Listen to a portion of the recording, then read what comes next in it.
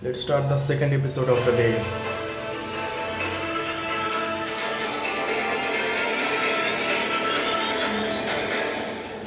Bakshi sir अभी भी वहां खड़े हुए अनामिका की तरफ देख रहे थे।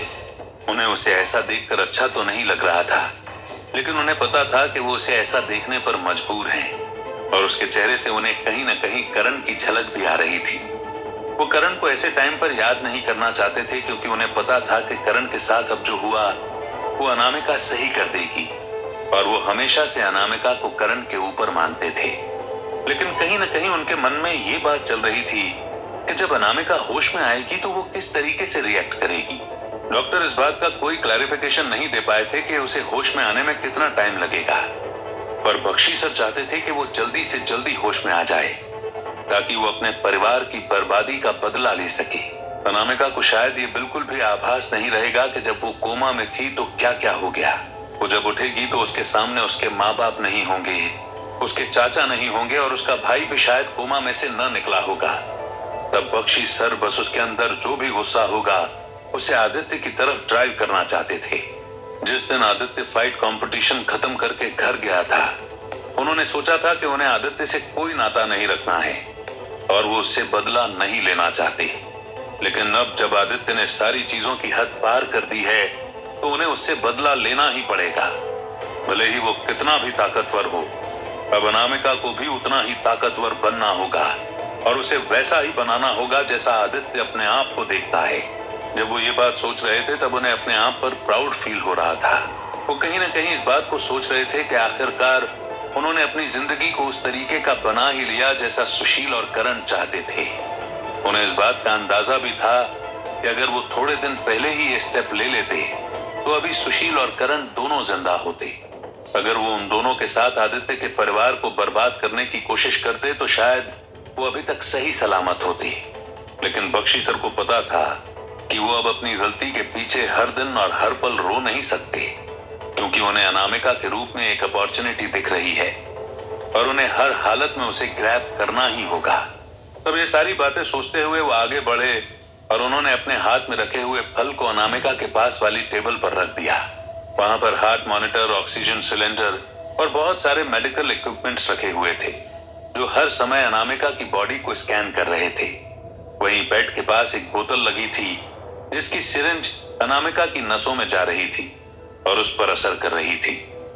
तब बख्शी सर ने वहां पर खड़े हुए डॉक्टर की तरफ देखा और उनसे पूछा, और कितना टाइम लगेगा डॉक्टर? जब बख्शी सर ने सवाल पूछा तो वहां पर खड़े हुए सारे डॉक्टर का चेहरा जैसे कि नीचे झुक गया और वो सब उनकी तरफ ही देखने लगे।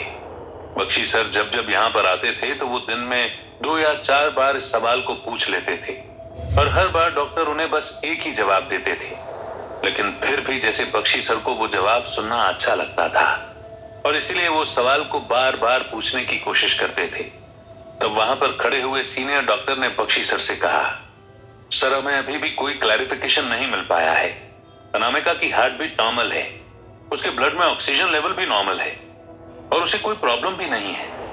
आपने जो फल इसे खिलाया था और जिसका रस हम इसे रोज पिला रहे हैं, उसकी वजह से इसकी बॉडी की बोन्स स्ट्रांग हो रही हैं और बहुत सारे छोटे छोटे इंप्रूवमेंट्स हो रहे हैं जिसे हम प्रॉपरली पकड़ भी नहीं पा रहे हैं।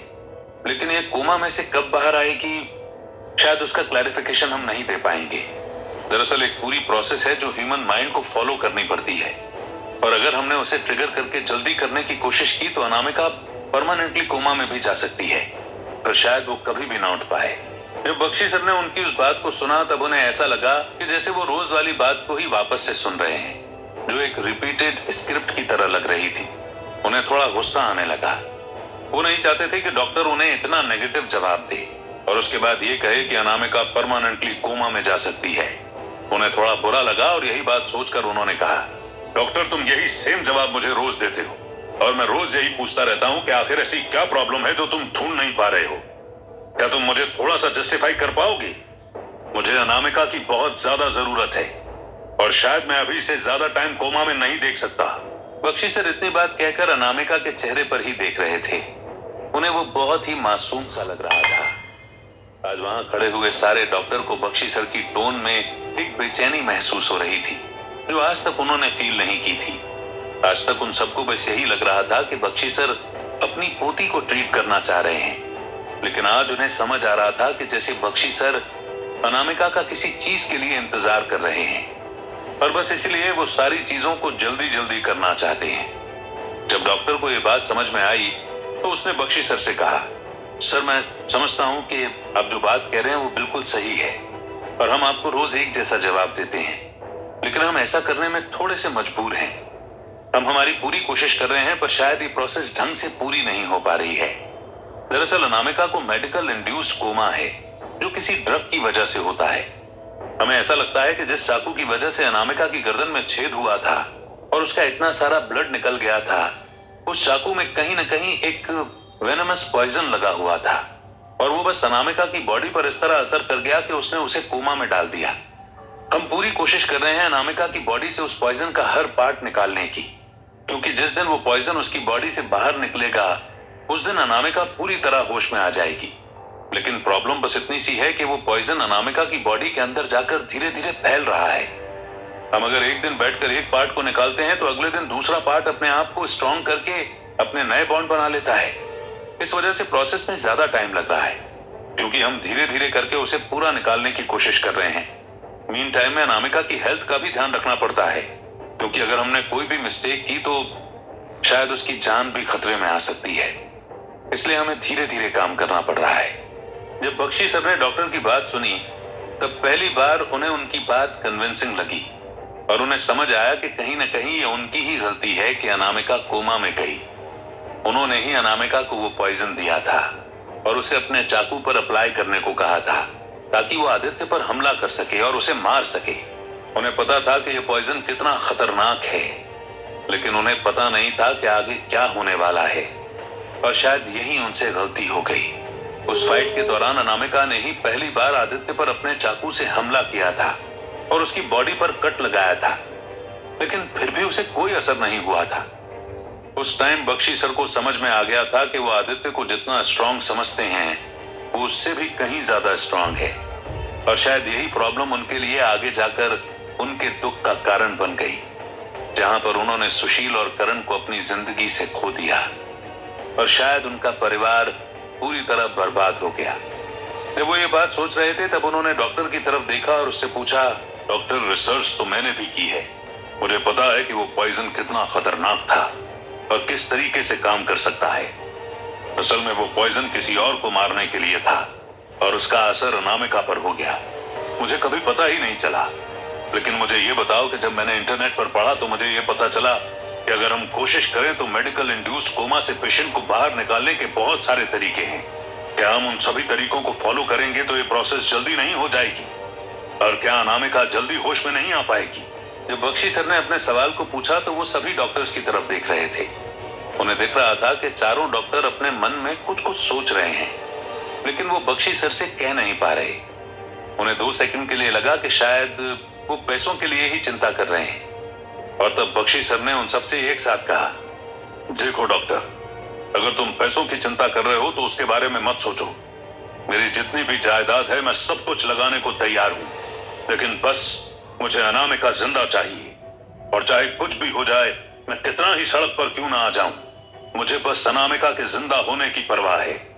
अगर ये जिंदा हो गई तो मेरे लिए सब कुछ अचीवेबल हो जाएगा और तुम जो मांगोगे मैं तुम्हें वो देने के लिए तैयार रहूंगा। बस तुम मुझे बताओ कि ऐसा पॉसिबल है या नहीं। जब उन सब डॉक्टर्स ने बख्शी सर की बात सुनी तो उन्हें उनकी टोन में अभी भी वही बेचैनी दिख रही थी जो पहले महसूस हुई थी। सबको समझ आ रहा था कि बख्शी सर बस किसी पॉजिटिव जवाब का इंतजार कर रहे हैं और डॉक्टर्स को वो किसी भी हालत में देना ही पड़ेगा। यही बात सोचकर उन्होंने बख्शी सर से कहा, बख्शी सर, पैसों की कोई प्रॉब्लम नहीं है। हमें बहुत अच्छे से पता है कि आप अनामिका को बचाने के लिए किस हद तक जा सकते हैं, लेकिन दरअसल बात यह है कि आप जिन ट्रीटमेंट्स की बात कर रहे हैं उनके बारे में हमने भी पढ़ रखा है। बस प्रॉब्लम यह है कि उन ट्रीटमेंट्स के कुछ साइड इफेक्ट्स हैं और अगर वो अनामिका पर हो गए तो शायद हमारा सारा काम भी बिगड़ सकता है। और वो साइड इफेक्ट्स क्या हैं डॉक्टर? बख्शी सर ने बहुत ही हैरान होकर पूछा। जब उन्होंने डॉक्टर की इस बात को सुना कि शायद किसी तरह से अनामिका ट्रीट हो सकती है तो उन्हें बहुत खुशी होने लगी। वो अपने मन में जैसे सपने संजोने लगे कि जब अनामिका ठीक होगी तो वो उससे किस तरीके से बात करेंगे और उसे किस तरीके से चीजें एक्सप्लेन करेंगे जब वो अपने मन में ये बात सोच रहे थे तब डॉक्टर ने आगे कहा, साइड इफेक्ट्स कुछ इस तरीके के हैं सर कि अनामिका की मेमोरी जा सकती है, उसका ब्रेन डेड हो सकता है, या फिर उसकी स्किन में कोई ऐसी प्रॉब्लम हो सकती है जिसकी वजह से हमें उसकी प्लास्टिक सर्जरी भी करना पड़े, और कहीं ना कहीं उसके हार्ट में भी प्रॉब्लम हो सकती है। इतने सारे प्रिकॉशन लेकर अगर हमें काम करना रहा तो शायद बहुत मुश्किल हो जाएगी।